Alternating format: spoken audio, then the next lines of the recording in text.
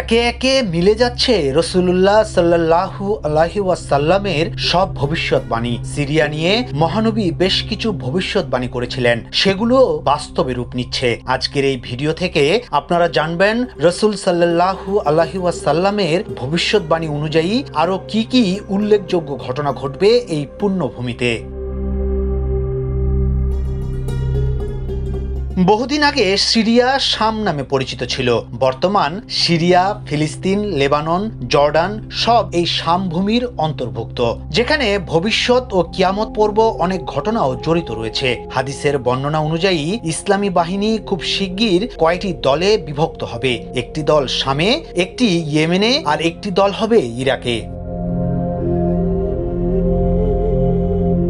হযরত আব্দুল্লাহ ইবনে আমর রাদিয়াল্লাহু আলাইহি ওয়াসাল্লাম সূত্রে বর্ণিত, আমি রাসূলুল্লাহ সাল্লাল্লাহু আলাইহি ওয়াসাল্লামকে বলতে শুনেছি, হিজরতের পর আরেকটি হিজরত শিগগির সংঘটিত হবে। তখন ভূপৃষ্ঠের সর্বোৎকৃষ্ট মানুষ হবে তারাই যারা ইব্রাহিম আলাইহি ওয়াসাল্লামের হিজরত ভূমি শাম দেশে অবস্থান করবে, আর গোটা পৃথিবীতে সর্বনিকৃষ্ট মানুষরাই বাকি থাকবে।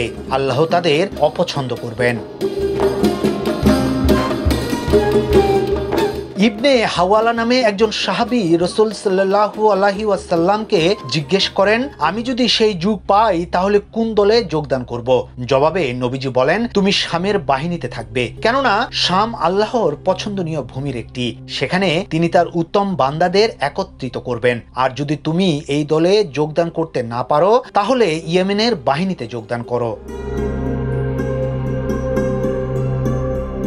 শামে আল্লাহর ওলিদের বিশেষ দল অবস্থান করেন। সুরাইয়া ইবনে উবাইদ বলেন, ইসলামের চতুর্থ খলিফা আলী রাদিয়াল্লাহু আলাইহি ওয়াসাল্লাম ইরাকে অবস্থানকালে শামবাসীদের বিষয়ে তাকে বলা হলো, আপনি তাদের অভিশাপ দিন।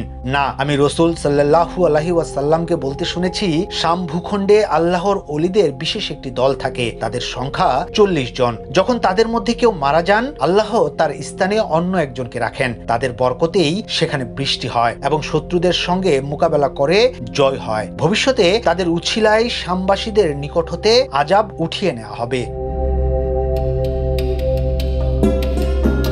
এখান থেকেই বোঝা যায় শামে আল্লাহর আযাব আসবে এবং সেগুলো আল্লাহর ওলিদের দোয়ায় দূর হয়ে যাবে। নবীজি ভবিষ্যৎবাণী করেছিলেন, শেষ সময়ে সিরিয়া একটি মহাযুদ্ধের কেন্দ্রস্থল হবে। এই যুদ্ধ মালাহিম নামে পরিচিত, যা মূলত ইসলাম এবং অন্য শক্তির মধ্যে সংগঠিত হবে। এটি এমন একটি যুদ্ধ যা মুসলমানদের জন্য এক বড় পরীক্ষার সময় হিসেবে বিবেচিত হবে। ইয়াসিন আলী, সোনালী নিউজ, ঢাকা।